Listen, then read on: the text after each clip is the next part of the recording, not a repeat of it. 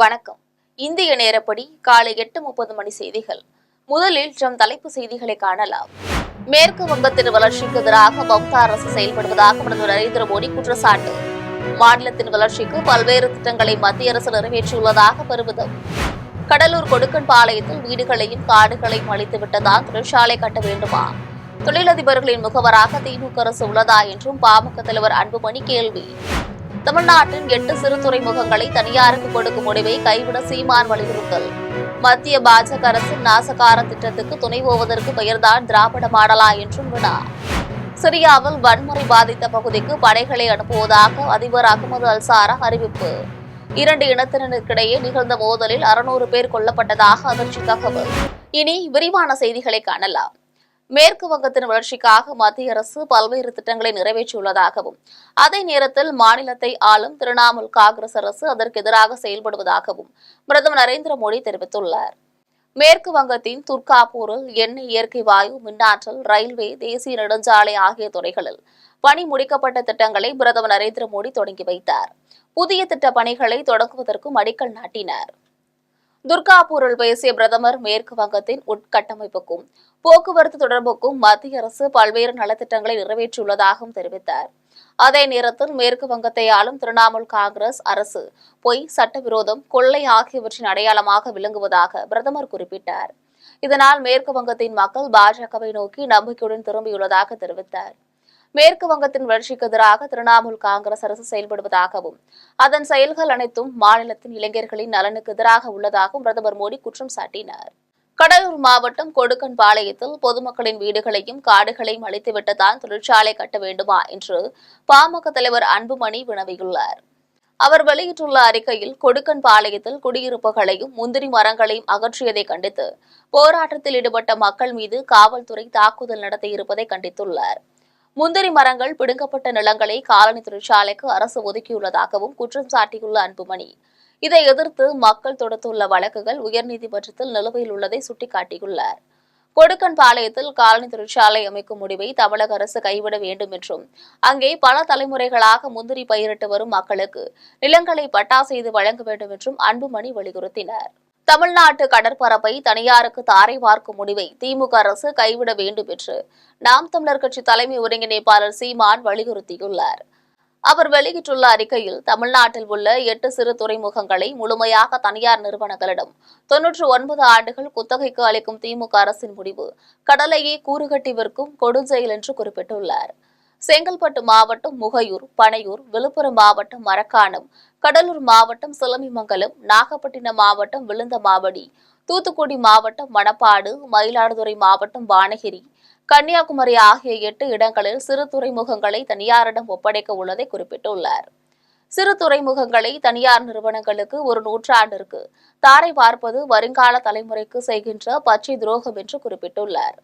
மத்திய பாஜக அரசு நாசகார திட்டத்தின் ஒரு கூறான துறைமுகங்களை தனியாருக்கு தாரை பார்க்கும் கொடுந்திட்டத்திற்கு துணை போவதற்கு பெயர்தான் திராவிட மாடலா என்று சீமான் வினவியுள்ளார்.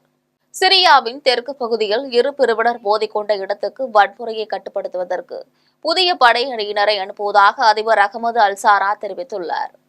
சிரியாவின் தெற்கு பகுதியில் உள்ள சுவைதா நகரில் டுரூஸ், பெடுயின் ஆகிய இரு இனத்தினருக்கும் இடையே ஞாயிற்றுக்கிழமை நிகழ்ந்த மோதலில் 600க்கும் மேற்பட்டோர் கொல்லப்பட்டனர். இந்த வன்முறையை ஒடுக்குவதற்கு வந்த சிரிய ராணுவத்தினரும் டுரூஸ் இனத்தவரை ஈவிரக்கமின்றி கொன்றதாக பொதுமக்கள் குற்றம் சாட்டியுள்ளனர். இதனால் வன்முறை பாதித்த பகுதிகளிலிருந்து சிரிய படையினரை திரும்ப பெற கோரி அவர்கள் மீது குண்டு வீசி தாக்கியதாக இஸ்ரேல் தெரிவித்திருந்தது. இந்நிலையில் வெள்ளியன்று இஸ்ரேல் சிரியா இடையே போர் நிறுத்தம் ஏற்பட்டுள்ளதாக துருக்கியான அமெரிக்க தூதர் தெரிவித்துள்ளார். இதையடுத்து சுவைதா நகரில் வன்முறை பாதித்த பகுதிகளில் மீண்டும் மோதல் ஏற்படுவதை தடுக்க புதிய படை அணியினரை அனுப்புவதாக சிரிய அதிபர் அகமது அல்சாரா தெரிவித்துள்ளார். இதனிடையே வன்முறை பாதித்த சுவைதா நகரில் எங்கு பார்த்தாலும் ரத்தம் சிந்தி கிடப்பதாகவும் மோதலில் கொல்லப்பட்டோரின் உடல்கள் அகற்றப்படாமல் தெருவில் கிடப்பதாகவும் அங்குள்ள மக்கள் தெரிவித்துள்ளனர். கரூரை அடுத்த வெண்ணெய்மலை பரணிப்பார் கல்விக் குழும ஆசிரியர்கள், மாணவர்கள் சார்பில் ராணுவ வீரர்களுக்கு 3 லட்சம் ராக்கி கயிறுகள் அனுப்பி வைக்கும் நிகழ்ச்சி நடைபெற்றது.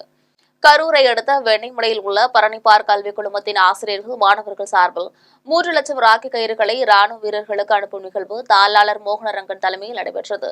இந்நிகழ்ச்சியில் தேசிய மாணவர் படையின் Tamil Nadu battalion commanding officer colonel Neeraj Uniyal சிறப்பு விருந்தினராக கலந்து கொண்டு கொடியசைத்து ராக்கி கயிறுகளை புதுடெல்லி ராணுவ தலைமையகத்துக்கு அனுப்பி வைத்தார்.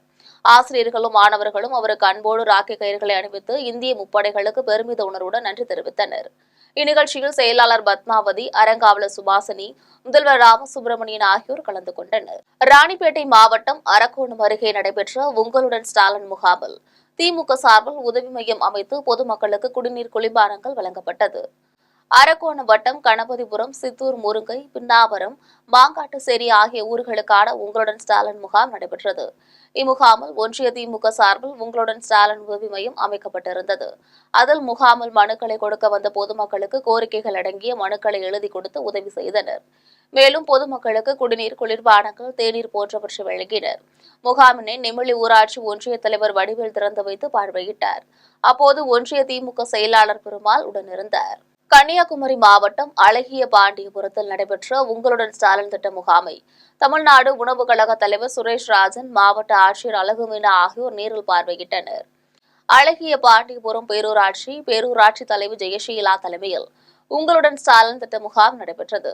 இதில் தமிழ்நாடு உணவு கழக தலைவர் சுரேஷ் ராஜன், மாவட்ட ஆட்சியர் அழகுமீனா ஆகியோர் நேரில் சென்று முகாமினை பார்வையிட்டனர். அரசு நிர்வாகமே மக்களின் இல்லங்களுக்கு நேரில் சென்று சேவைகளை வழங்கும் திட்டமாக உங்களுடன் ஸ்டாலின் திட்ட முகாம் அமைந்துள்ளதாக பொதுமக்கள் மகிழ்ச்சியுடன் தெரிவித்தனர். ராணிப்பேட்டை மாவட்டம் காவனூரில் உங்களுடன் ஸ்டாலின் திட்ட முகாமில் ஊராட்சி ஒன்றிய தலைவர் நிர்மலா கலந்து கொண்டு பயனாளிகளுக்கு நலத்திட்ட உதவிகளை வழங்கினார். அரக்கோணம் ஒன்றியம் காவனூரில் உங்களுடன் ஸ்டாலின் திட்ட முகாமில் ஊராட்சி ஒன்றிய தலைவர் நிர்மலா கலந்து கொண்டார். பொதுமக்களின் மனுக்களை உரிய அலுவலர்களுக்கு அனுப்பி குறித்த நாட்களுக்குள் நடவடிக்கை எடுக்கப்படும் என்று நிர்மலா தெரிவித்தார். பயனாளிகளுக்கு நலத்திட்ட உதவிகளையும் வழங்கினார். முகாமில் கலந்து கொண்ட அனைவருக்கும் காவனூர் ஊராட்சி மன்ற தலைவர் தனலட்சுமி குடிநீர் மற்றும் உணவு ஏற்பாடு செய்திருந்தார்.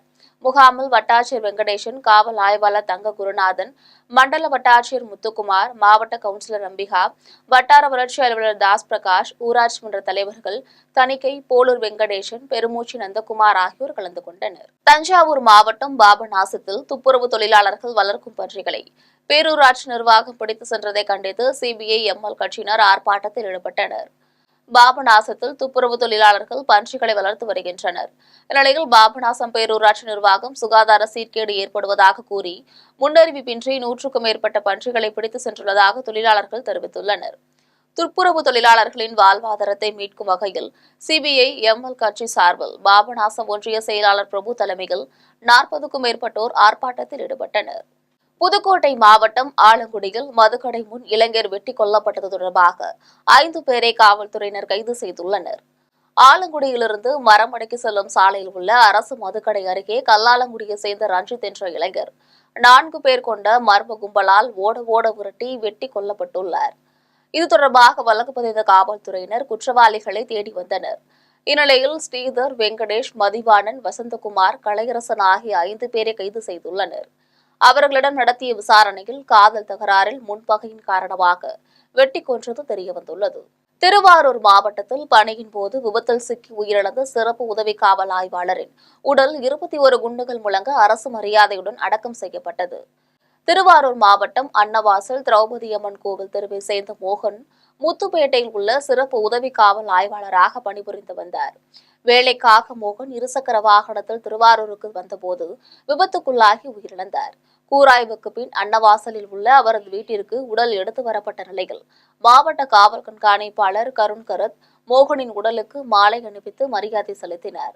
ஈம சடங்கு உதவித்தொகையான 35,000 ரூபாயையும் அவர் மனைவியிடம் அளித்தார். பணியின் போது உயிரிழந்த காரணத்தினால் மோகனின் உடல் 21 குண்டுகள் முழங்க அரசு மரியாதையுடன் அடக்கம் செய்யப்பட்டது. சிவகங்கை மாவட்டம் வடபுரம் அஜித்குமார் கொலை வழக்கில் சிபிஐ அதிகாரிகள் விசாரணையை தொடங்கியுள்ளனர். சிபிஐ அதிகாரிகள் 5 பேர் கொண்ட குழுவினர் அஜித்குமாரை காவல்துறையினர் தாக்கி அறநிலையத்துறை அலுவலகம் பின்புறம் உள்ள கோசாலை அரசினர் மாணவர் விடுதி, புளியந்தோப்பு ஆகிய பகுதிகளில் ஆய்வு மேற்கொண்டு விசாரணை நடத்தினர். மதுரையில் அஜித்குமார் கொண்டு செல்லப்பட்ட மருத்துவமனைகளில் இருந்து ஆவணங்களை பெற்றனர். இந்த வழக்கில் முக்கிய சாட்சியாக உள்ள அறநிலையத்துறை ஊழியர்கள், ஆட்டோ ஓட்டுநர் ஆகியோருக்கு ஏற்கனவே சம்மன் அனுப்பியிருந்தனர். அதன்படி அருண்குமார், கார்த்திக்வேல், பிரவீன்குமார், வினோத்குமார், அஜித்தின் தம்பி நவீன்குமார் ஆகியோர் மதுரை அத்திக்குளத்தில் உள்ள சிபிஐ அலுவலகத்தில் விசாரணைக்கு ஆஜராகினர். தென்காசி மாவட்டம் சங்கரன் கோவிலில் நீதிமன்ற உத்தரவின்படி நகராட்சி தலைவி உமா மகேஸ்வரி மீதான நம்பிக்கையில்லா தீர்மானத்தின் மீது 2வது முறை வாக்கெடுப்பு நடைபெறுகிறது. சங்கரன் கோவில் நகராட்சி 30 வார்டுகளை கொண்டது. இதில் 9 வார்டுகளில் திமுகவும் 13 வார்டுகளில் அதிமுகவும் வெற்றி பெற்றன. இந்நிலையில் திமுகவை சேர்ந்த நகராட்சி தலைவி உமா மகேஸ்வரி பொதுமக்களுக்கு தேவையான அடிப்படை வசதிகளை முறையாக செய்து தரவில்லை என கூறி அவர் மீது நம்பிக்கையில்லா தீர்மானம் கொண்டுவரப்பட்டது. ஜூலை 2ஆம் நாள் நம்பிக்கையில்லா தீர்மானம் மீது குரல் வாக்கெடுப்பு நடைபெற்றது. இதில் தீர்மானத்திற்கு 28 உறுப்பினர்கள் ஆதரவு தெரிவித்தனர். இதனால் பதவி இழந்த உமா மகேஸ்வரி வாக்கு சீட்டு முறையில் வாக்கெடுப்பு நடத்த கோரி உயர்நீதிமன்றத்தில் வழக்கு தொடுத்தார். இதையடுத்து வாக்கு சீட்டு முறையில் வாக்கெடுப்பு நடத்த ஆணையாளருக்கு நீதிபதி அறிவுறுத்தினார். மீண்டும் தலைப்புச் செய்திகள். மேற்கு வங்கத்தின் வளர்ச்சிக்கு எதிராக மம்தா அரசு செயல்படுவதாக பிரதமர் நரேந்திர மோடி குற்றச்சாட்டு. மாநிலத்தின் வளர்ச்சிக்கு பல்வேறு திட்டங்களை மத்திய அரசு நிறைவேற்றியுள்ளதாக பெருமிதம். கடலூர் கொடுக்கன்பாளையத்தில் வீடுகளையும் காடுகளையும் அழித்துவிட்டதால் தொழிற்சாலை கட்ட வேண்டுமா? தொழிலதிபர்களின் முகவராக திமுக அரசு உள்ளதா என்றும் பாமக தலைவர் அன்புமணி கேள்வி. தமிழ்நாட்டின் 8 சிறு துறைமுகங்களை தனியாருக்கு கொடுக்கும் முடிவை கைவிட சீமான் வலியுறுத்தல். மத்திய பாஜக அரசின் நாசகார திட்டத்துக்கு துணை போவதற்கு பெயர்தான் திராவிட மாடலா என்றும் வினா. சிரியாவில் வன்முறை பாதித்த பகுதிக்கு படைகளை அனுப்புவதாக அதிபர் அகமது அல்சாரா அறிவிப்பு. 2 இனத்தினருக்கிடையே நிகழ்ந்த மோதலில் 600 பேர் கொல்லப்பட்டதாக அதிர்ச்சி தகவல். இத்துடன் ஜெம் செய்திகள் நிறைவடைகின்றன. மீண்டும் ஜெம் செய்திகள் மதியம் 1:30 மணிக்கு. உடனுக்குடன் செய்திகளை காண GemLive.tv என்ற இணையதளத்தில் இணைந்திருங்கள். நன்றி, வணக்கம்.